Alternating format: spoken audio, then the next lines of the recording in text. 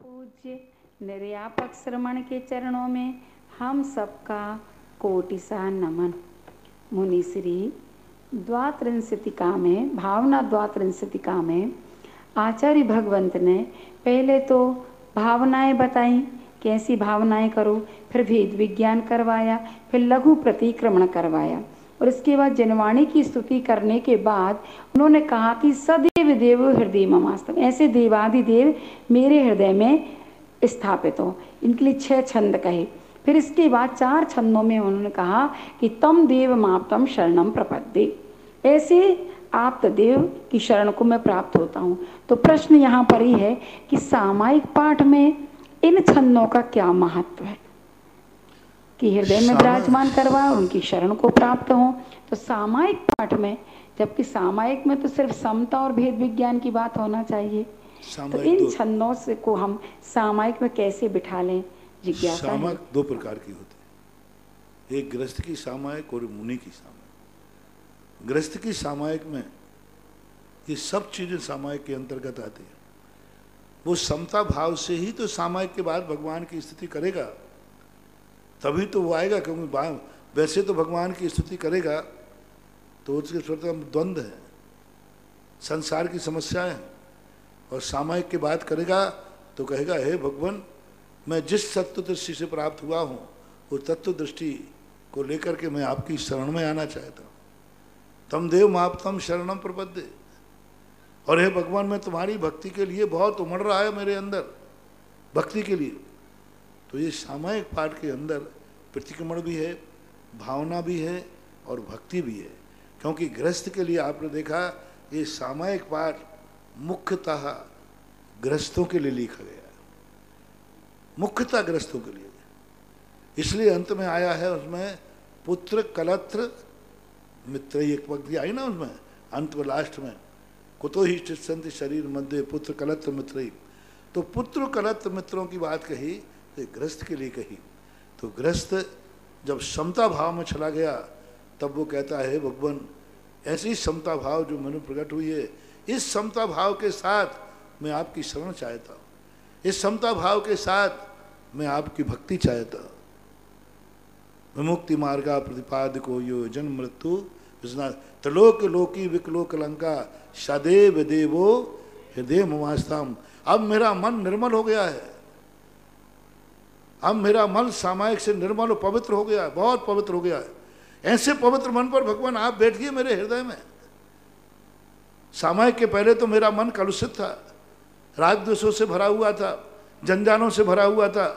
अब मैंने सामायिक कर ली है, सामायिक करने से मेरा हृदय बिल्कुल उज्जवल हो गया, पवित्र हो गया है, निर्मल हो गया है।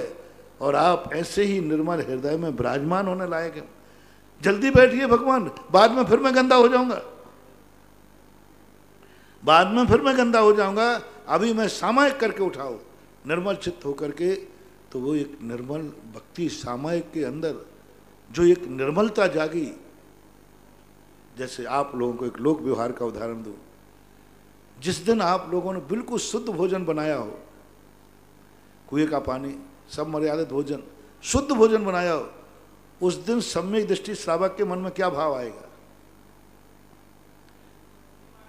है? आज महाराज आ जाए तो मजा आ जाए, आज महाराज आ जाए अकारण, आज मेरा शुद्ध भोजन बनाया, महाराज आ जाए। अब देखो, और जिस दिन अशुद्ध भोजन बनाया है, हे भगवान आज महाराज नहीं आ जाए। कहीं महाराज आ गए और मेरे दरवाजे से निकले तो बड़ा अनर्थ हो जाएगा।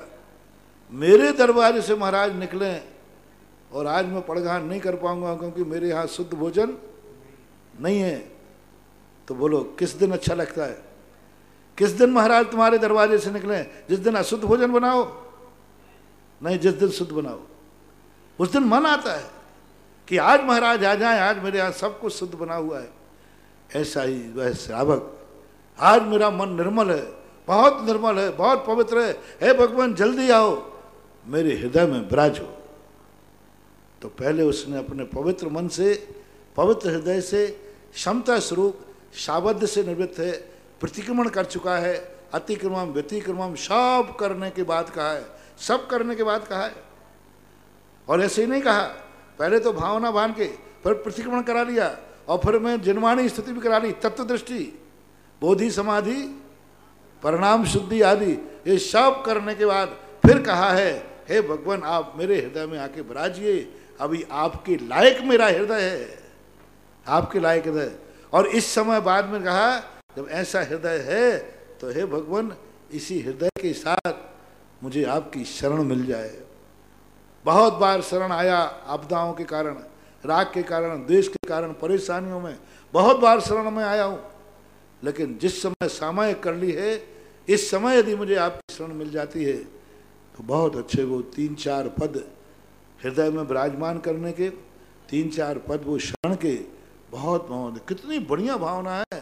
देखो तो सही, निषूदते यों भव दुख जालम, निरीक्षते यों जग तंत्र आलम, कैसी बढ़िया भावना के, देखो निषूदते यों जग तंत्र आलम, क्या बात।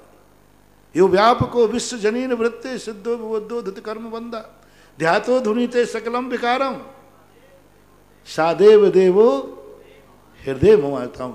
एक एक पंक्ति देखो कितना वो अपनी निर्मलता का बखान कर रहा है, निर्मल कालता का बखान। क्रोड़ीकृता शेष शरीर वर्गा रागादयो यस्य न संति दोषा निरिंद्रियो ज्ञान सदैव देवो हृदय मान। क्रोड़ीकृता शेष शरीर वर्गा रागादयो यस्य न संति दोषा।